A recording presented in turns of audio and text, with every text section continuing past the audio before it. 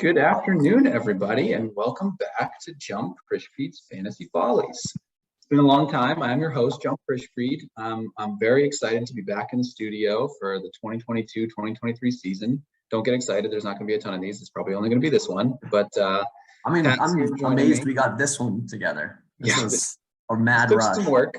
This took a lot of Pat texting me like, "Hey, we're going to do this. Hey, we're going to do this. Hey, we're going to do this." And finally, I said, "Sure, we can do this." Legitimately like interrupting your Friday meeting. Yeah, but we made it work. Again. So this will probably be the only one of the year, but if somebody else wants to pester me until something goes live, maybe there will be another one. But even with it being so many years since we've done the last few, we were able to hang on to our sponsor. I will say the last few years have changed some people a bit. And you don't really know how people have interpreted 2020 and January 6th and all those things. So our sponsor has very much requested that I read this ad verbatim, and I care about money more than I care about morals. So we're going to go ahead and read this ad for you all. Here we go. Gelson's Party Sardines is a family business with family values. We believe in providing a superior American-made product. Okay. And it's a shame that Sleepy Joe and his crony Democrat phonies that stole our country are doing everything in their power to deplatform us and force freedom-loving patriots to eat inferior, foreign, communist sardines. Don't fall for their tricks, but do fall in love with our fresh new flavors like exotic spicy Cheeto, creamed raisin, or muddled grapefruit. We stuff our packages with more sardines than the crooked Democrats stuff the ballot boxes with illegal votes. So where we go one, we go all to gelsonspartysardines.com/stinkyjummyprish for 17.76% off your next order. Gelson's Party Sardines, America's only free and fair entertainment fish. Yeah. So I have to say though, like along with liking money more than morals, I like those stinky sardines too much. I tried the creamed raisin and those stinky fish, they really do a number on me. It's a lovely thing. I'm not going to stop just because I disagree with maybe some of their politics. They're too good at what they do. Yeah. I got a new crate of the muddled whatever it was, muddled milk, muddled rainbow, muddled grapefruit. But it's been an interesting one. It keeps the odor. It starts ready and it stays ready, that odor. Well, cool. Well, thanks Gelson's for that ad. I guess Gelson's an interesting dude, but we'll leave it at that. And it is Rivalry Week. So Rivalry Week, it's a wonderful time of year. I love Rivalry Week. It's an important week for Lick That Bag. For some people, it's really the only week of the year where they do anything other than change their lineup. And sometimes it's really barely a passing thing that they participate in, like a 3-second clip or whatever the case may be. But for others, it's a chance to show off their skills. You know, it could be showing their talents for poetry, like Bart loves to do, or documentary filmmaking, like Bart loves to do, or incoherent rambling if you're Monroe.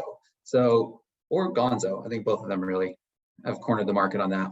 But this year we've tried to simplify things a little bit. So I'm going to turn it over to Pat. He's going to explain the premise, and we're going to go through this. And this will be our lovely episode of Jump Frischfried's Fantasy Follies for the 2022-2023 season. Take it away, Pat. Well, I'm psyched to be here. So the concept was we told you all that we're having you compare to someone, your rival to something, but we didn't give you all the same one. So we sort of tried to lead you to believe that everyone would be being described as an animal, but we didn't want to get 10 comparisons to rats. So each of one of you, we kind of selected something that we thought would be fit with your talents and fit with sort of your background. And so we have a different one for everyone. And I think it probably was pretty weird when when you looked at this category and you're like, really, everyone's comparing it to toothpaste? That's really strange, but hopefully it worked. And so yeah, we got a new one, a different one for every single person. So James is going to kick us off, lead us through the first ones. Let's do it. Yep. So we're going to start things off with a classic rivalry, the Ben versus Jesse rivalry. what better way to kick things off than with the Hamilton-Wenham rivalry, the weirdest people in the league. Well, that's debatable. Maybe we'll just do Jesse. Ben first. Ben got compared Jesse to a city. Hey, everybody from Houston.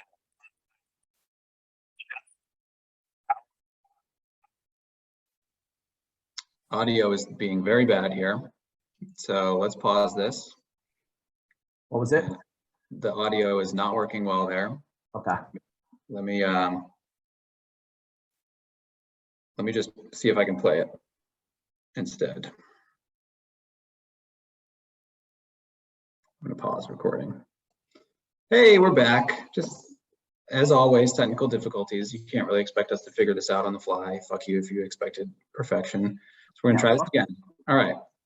We're starting with Ben. He was comparing Jesse to a city. Hey, everybody from Houston at a conference. Jesse, if our rivalry was a city, it would be San Francisco because of the income disparity in this relationship. You have just a wealth of players, too much time on your hands to research, and I got cobbled together with this joke. So I am the guy living on the sidewalk, and hold on, I have someone walking by us. And breaking people's windshields. And you are living in the penthouse, but you're still a bitch. And strong. Well done, Ben. I mean, it's well played. I will say it's kind of weak that he just kind of rolled over and let Jesse pet his belly, as in like this is just over as a rivalry. Yeah. He also kept some fight in him, but I'll maybe say not. Ben literally just got the message and like recorded that and blasted it back within like 15 seconds. So obviously this is something that's been weighing on him. And he was like, I need to get this off my chest. That's like, and so he just seized it and blasted it to me like immediately. That's some God of Cringe level throughput velocity there to be able to be ready that fast. Oh yeah. I'll also say it's nice. Ben, it's nice that just like, you know, some homeless folks, he basically was just blaming others. You know, he's like, I got cobbled together with this lineup. Like you drafted it. It's your fault. It's not someone else's fault. No. Oh, I got stuck with this lineup. Yeah, from you. You did it. Yeah. I got stuck with my own incompetence, and now here I am losing to Jesse yet again. All right, next, Jesse. The next one will be Jesse. Let me guess. Wrestling mask. Do you think he's wearing a wrestling mask? What does that tell you? All right, here we go. Go. Ever watch Nat Geo? See a wide shot of that classic African savanna? It always starts off nice and calm, with the sun beaming down on a pack of antelope, standing around, shooting the shit with each other, whatever the fuck antelope do. Antelope, they're good runners. They could outpace a lot of other animals, and must be smart to be able to survive this long in packs, right, Ash? Oh god. They're not ugly creatures. There's nothing really wrong with them, but, I mean, there's nothing that really makes them stand out either.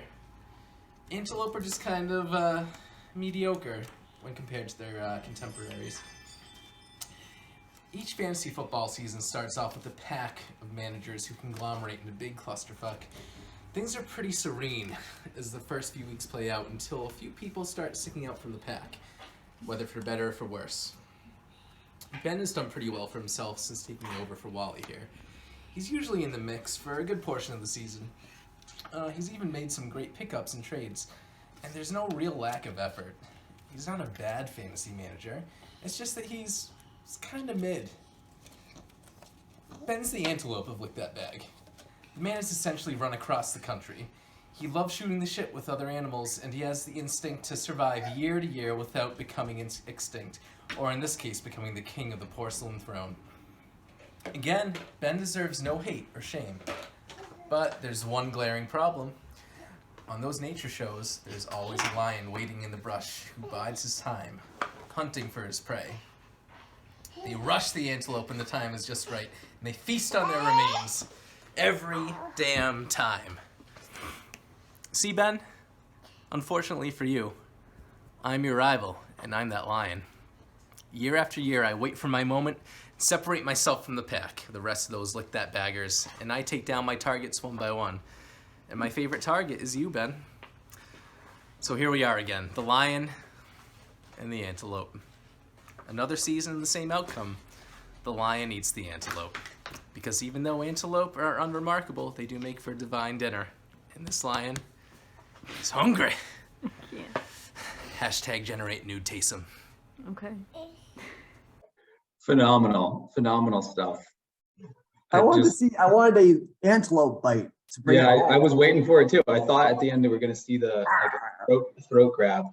I love Jesse. Like, he puts so much into his videos, but there's always something that just makes no sense about why he did this. Like, why is he laying down seductively for the entirety of the video? Why does Alyssa need to do like the pan out and pan back in front of the fire? Yeah, in front of the fire, just with the wrestling mask on. No use for the wrestling mask. There's nothing. I think it's because the lions, they on. lounge, they relax, they bide their time, but then comes the fire, comes the fury. I'll give him credit. I didn't notice until the end. The T-shirt had a little lion on it. It looked like it was a lion T-shirt. So That's a awesome. little Easter egg for us. But yeah, I think it's a fair comparison. Ben's just out there. He's just going around the safari. No real plan. Just needs a pack with him. And every once in a while he can stampede and knock somebody out, but it's really just it's no win. There's no win. Love it. All right, who's next? Who's next? Next we have Brian versus Shom. So let's pull. I think both of them brought us with some video clips. So let's see what we got here. All right, we'll do Brian first. Brian got household appliances. That's one in particular where I thought Brian must have gone like, wait, so everyone's gonna compare our appliances? Like, who came up with this crap? Oh, I love it. All right, let me pull it up. Sitting here in my friend's apartment as I'm dog sitting for the weekend, helping them out, I had to start looking around at all these appliances in this foreign land and try to think, like, what makes me think of Sean Finley? Of course, there was the low-hanging fruit that, he was a female dog, a bitch. But that seemed a little too on the nose, a little too obvious, too easy. So then I perused for my surroundings. It's nice, it's pleasant. There's all these things. And then one thing that struck me, and I said, like, well, that's Sean Finley. It has to be this. Now, why does this thing remind me of Sean Finley? Probably because, like, this presumable anteater, or this bitch, he likes to, go around smelling little tiny pee-pees and smelling buttholes. Because, what they say, you are what you eat. And to me, Sean is a little tiny pee-pee and a bit of a butthole. Wow. I wish I gave appliance to someone who knew the definition. It's a tough word. I mean, you get some originality. It was not appliance I guessed. I was gonna guess one appliance. I was gonna guess like a blender, or like something that fits the definition would be ideal. But I like it. A weird wooden anteater puzzle piece. My favorite appliance. What was the reason? Because he eats his own shit. Is that basically? It smells little pee-pees. It smells pee-pees. Good job. And you Sean. are what you eat. Yeah. That's who you are, Sean. You're a little anteater wood puzzle. Great appliance. All right. Let me see if I can find. I love how there's always just one. We always can count on someone in the league. Just like, what happened? It's fantastic. James, it's riveting stuff. The weight as you pull up the next video. Well, what are we gonna do? I don't have a way of. They're not labeled for me, so I'm literally just downloading and pulling it up. Yeah, why would we prepare at all? Yeah.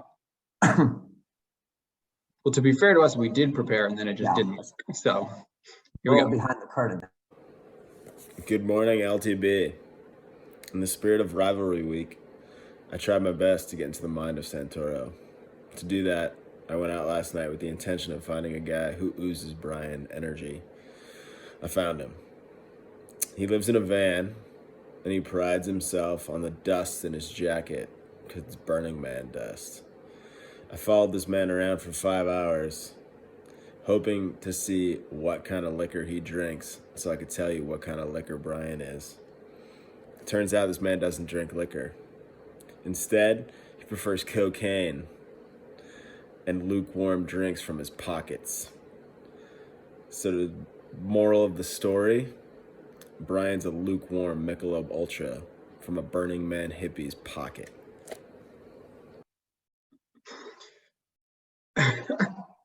I thought we were gonna get another just didn't follow the assignment.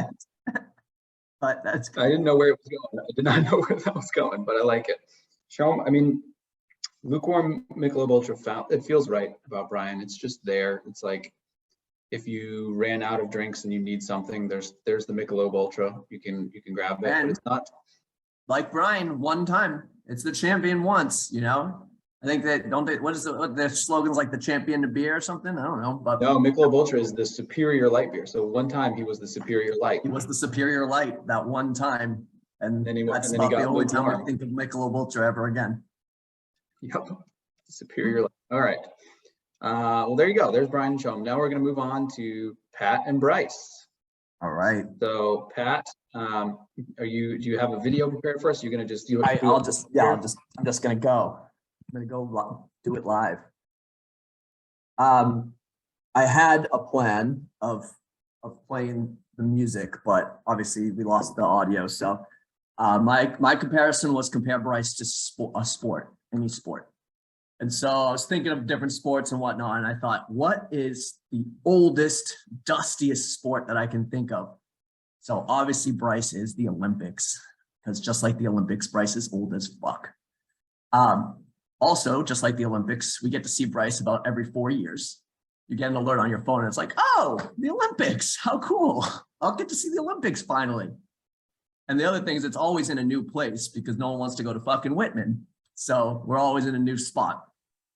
Of course, Bryce's favorite Olympic event is swimming because he looks around and everyone looks so familiar. Their heads look just like his. For a while, his favorite event was obviously competitive napping, but they cut that out in 1966, so he had to switch. The Olympics are always exciting and fun, and you kind of come in like, yeah, the Olympics. But for every snowboard half pipe, you also have to sit around and listen to some old random guy talk about something you don't understand, like biathlon, and you kind of just nod and smile like you know what the heck's going on. And luckily, with the Olympics, there's always a feel-good story.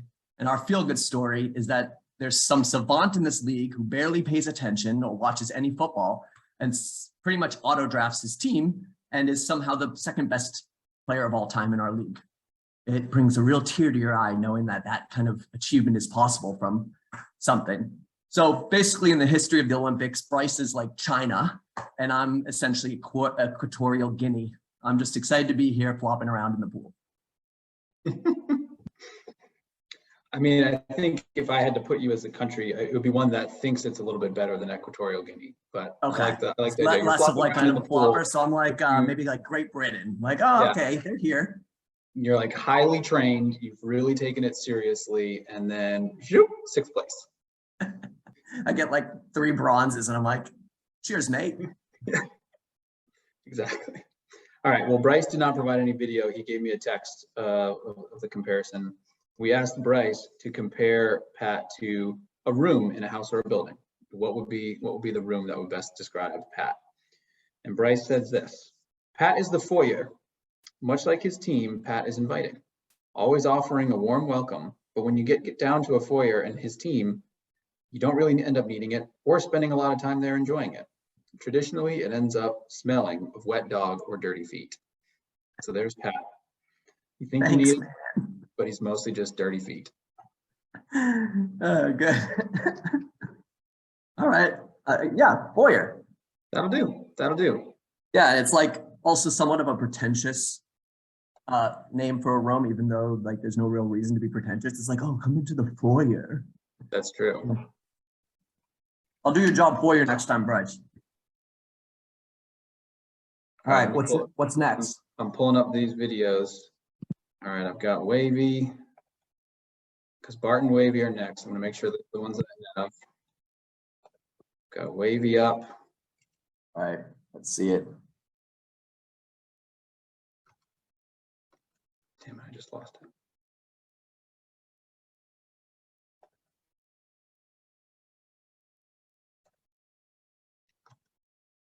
All right, technical difficulties. Here we go, pausing again. All right, we're back.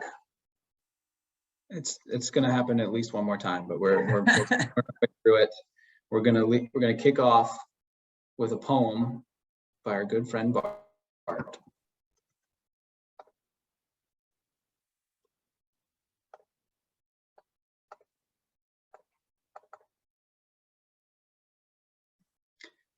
Get around, round, round, I get around by Gucci Lucci. He's a rascal, that gravy brains Wavy. Year in, year out, without a doubt. Week 3 begins his pout. He has no skill, he has no luck. He plays fantasy football like a geriatric fuck. The end.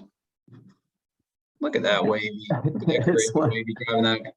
This was transportation mode, so that's solid.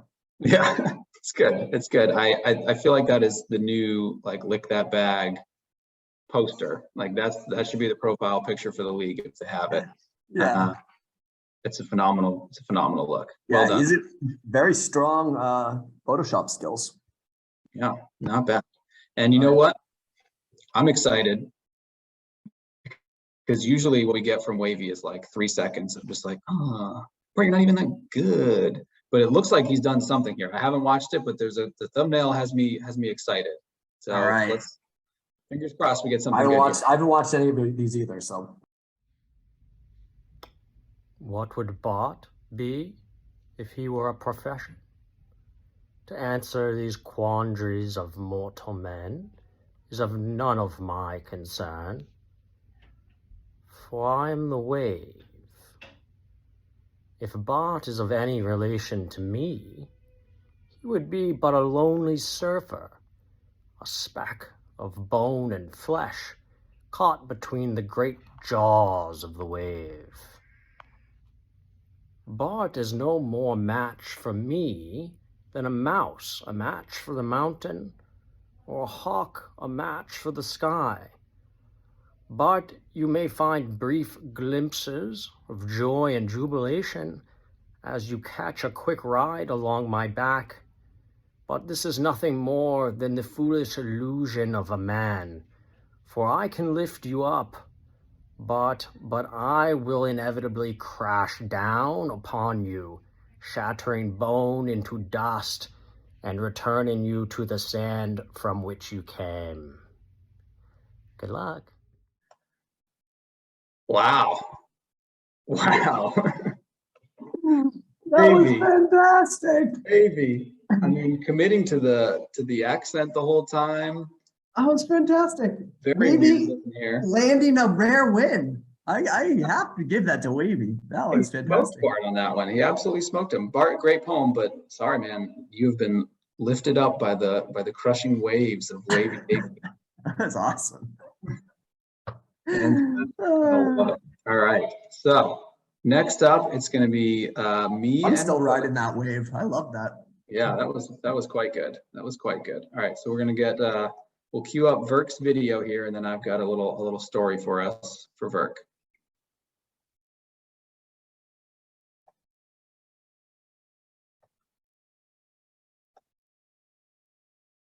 Classic difficulties again, but we're gonna be all right. We're gonna make it work.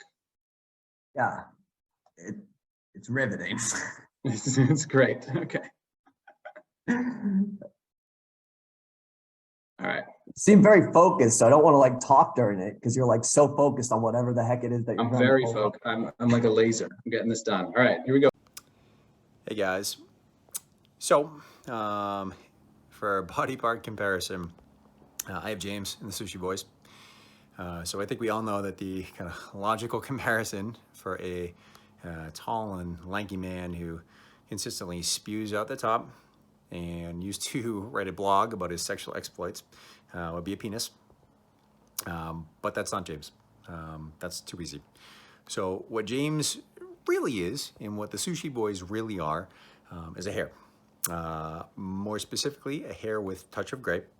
They're sleek, they're distinguished, they add an air of importance to them, but that's about it. They may have some personality and add some flair to the head, which you can add that to your analogy as the group chat or the league or whatever it may be. They don't penetrate it. They don't actually do anything. They consistently kind of add the flair with none of the brains.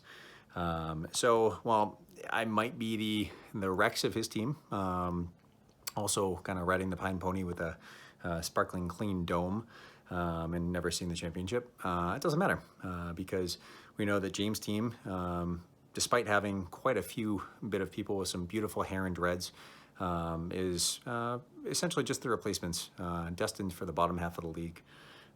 So while I do wish him sort of good luck this week, that's about it. I love the disdain that this bald man has for hair. Yeah. Yeah, he's seething. There's some real anger in that conversation about the hair. It was great. I appreciate it. I think it's very true. I'm all flash, no substance. How it goes in this world. Burke hates hair. Burke hates hair. That was good work by Burke. I'm impressed. Everybody's really showing out better than I expected for a last minute. Yeah, literally everyone was alerted to this yesterday. Pulled this together overnight. So fantastic. So very good, very good. My comparison, I was asked to compare Burke to a historical figure. So I'm going to tell you all a little bit of a story about a man named John Frederick Parker. Now you may not know who John Frederick Parker is. He is I'm just gonna tell you the story. You'll figure out who he is over time. So John Frederick Parker was a bad cop. He was one of the first officers to join Washington's Metropolitan Police Force when it was created in 1861. And Parker stood out for his ineptness and unsuitability as a policeman. He was frequently hauled before police oversight board on a variety of charges, any of which could have gotten him fired. He was let off each time with a slap on the wrist. He was frequently charged with conduct unbecoming an officer. His infractions included abusing civilians, cursing, frequenting whorehouses, being drunk on the job, and sleeping in a streetcar when he was supposed to be walking his beat. Each time, he got away with no more than a reprimand. Despite that poor record, when in November 1864, the Metropolitan Police Force created the first permanent detail to guard the president, Parker was one of the 4 officers assigned to the task. And on the night of April 14th, 1865, Parker escorted Lincoln and his wife to their box seats in Ford's Theater. Parker grabbed a seat in the hallway behind Lincoln in Ford's Theater, but was unable to see the play from there. Just couldn't see it. So he abandoned his post to watch him downstairs. The play was boring, so he left Ford's Theater altogether to go grab a drink in the bar next door. There he might have crossed paths with John Wilkes Booth, who was also at that bar for a last shot of liquid courage before heading into Ford's Theater. Lincoln was unguarded when Booth entered his theater box and shot him in the back of the head. And it's unclear if Parker ever returned to Ford's Theater that night, or only thought about the assassination the next day. Parker was charged with failing to protect the president, but incredibly, the charge was dismissed. He was even kept on the presidential detail for another 3 years before he was finally fired for once again sleeping on the job. So that's just Burke to a T. He has been bad at this for years. And for whatever reason, he sneaks by without getting called out for it every time. Not to the degree of me or Gonzo or Wavy or Sam. Every time there's even just a little bit of work required, you can count on Burke to ignore it. And he's consistently behind on any of the news. All he's done so far this season is pick up a kicker on waivers, but he's still hanging on to the other kicker who's out for the foreseeable future. He still thinks the Ravens are a top defense, even though I don't think that's been true for like 3 years. And he's just bad at this. And every season, his team will get a bullet in the head well before the term is over. So cheers to you, John Frederick Christopher Parker Vergalone. You're a brute and a scoundrel, and I hate you. And you're probably still going to beat me because my team is not doing well right now. But there you are, John Frederick Parker. That's great. Oh, I enjoyed that quite a bit. Yeah, I liked learning a little history about the security guard. I had not heard that before, and it just made sense. Really, Yeah. I'll give you the behind the scenes view. I just basically just Google searched ineptitude throughout history, and I found an article, and boom, immediately John Frederick. I thought maybe you searched like history scoundrels. History scoundrels. No, ineptitude. That was the buzzword that really got it perfect. There's a lot of inept ones, but that took the cake. And it turns out that the reason he didn't protect Lincoln is because he hated that he had so much hair. And he just really was very jealous of that. So like he has hair and he's covering it with a hat. This is bullshit. Someone hat is only that hair. It was actually an assassination of his hair. It just happened that Lincoln got in the way. Good job, Berg. Second round Brees Hall. Good job. All right, so now we're up to last but not least, Gonzo and Monroe. So we're gonna I'll do Monroe provided us with a video first and bring it home with Gonzo. Okay, so Monroe basically just texted me a couple slams, and that was it. And he said these need work, and then he never texted me again. Perfect. So I mean, it sounds about right. So let's start there. So Monroe's was compare Gonzo to a hobby. So he said, Gonzo's favorite hobby is fishing because it's an advantage to be able to fall asleep in a chair after 15 minutes. Then he said, now that Gonzo's back in Burlington, it's only a matter of time until he takes up glass blowing. And then he said, I hear Gonzo's going to take up hunting after Julie noticed that his snoring attracts moose to the yard. Great. Thanks, Monroe. Yeah. Good slams. I like the snoring one.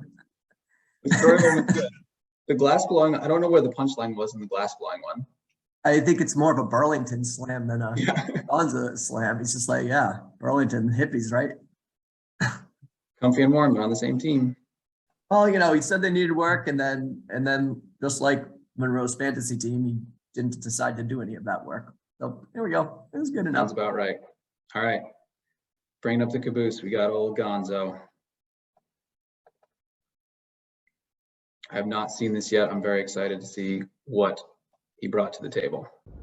All right, so here we are again. Another season, another rivalry week, another day that I have to tell you guys why I think I'm going to beat Sam. Well, the reason I'm going to beat Sam this week is I think you can really compare our matchup this year in rivalry as a whole to night day in high school, because there's a lot of comps there. You know, like the night getting ready for that before night day at Pat's parents' house was similar to our draft. Sam did all his preparation. He was really well prepared. He had a great draft this year, and we all know that. But what went wrong on night day and why Sam lost on night day and he'll lose again to me in fantasy football this year is because he doesn't follow through. He didn't execute. You know, he doesn't make the right free agent pickups, the right start sits. He's going to stumble down the line. And stumble he did on night day. Sam broke his foot. And we saw him on draft night this year still nursing a foot injury. He hasn't gotten over that. So I just don't think he's going to execute down the line. You know, the draft day is compared in this situation to the night getting ready before night day. And not only that, night day is rivalry week. Beyond that, prom day is the championship, which Sam is going to have to sit on the sidelines for the championship this year because he's still going to be rocking that broken foot that he's still nursing from night day, and he's going to be even more beat up after rivalry week this week. And that's why, Sam, you're going down. I thought at first he was going to just completely forget about the comparison part entirely, because I thought he was just going to give us like his case for why he was going to win. I loved it. I thought it was great. Good memories.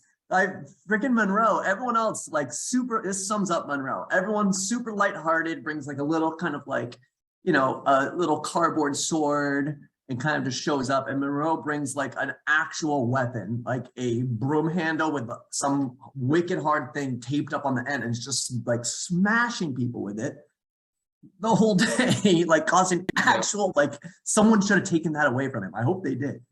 and then he chases Matt Ball and slips and breaks his ankle. Yeah, I mean the analogy was perfect because he brings a punishing stick and then he trips himself up and breaks his foot, and that's the end of it. And that's going to be his team. And misses prom. I forgot he missed prom. Did he not go, or did he just have to like sit there? I think he went. For this story, he didn't go. He was at home. Maybe he. I bet he showed up. I'm sure he went. I'm sure sure he went. showed up with a cane. Limped around. Yeah. Well, that's fantastic. Great work. Good work, Great everyone. job, everybody. Let's have That's a good great. rivalry week. Burke. Yeah. On And there was a down. lot of buzz about this. I think I was getting some messages from the wives being excited. So enjoy. I hope everyone enjoyed the work this week. I know it was short term. I think in the future, we'll try to maybe push rivalry week back a couple. It just happens so early in the season. The idea is like that everyone's still engaged and no one's decided that their team sucks yet, but September's like crazy busy and it's always like this mad rush. So maybe it'll work better to like just push back a couple weeks till midway through and give us a little bit more time. But It also doesn't matter. Like none of this matters. Like how people's teams are playing. I think Gonzo was probably the only one that actually talked about this. Well, actually, I brought up a few things, but it was the rest of it was just classic rivalry stuff. Who cares? yeah, I made fun of Bryce. You could probably, my set list by now. I'm like basically just cut the killers coming to town. I have Bryce is old, Bryce is bald, Bryce sleeps too much. That's it. That's what I got. You're Those the are the band at hits. the Burn. Play the hits. Playing the hits.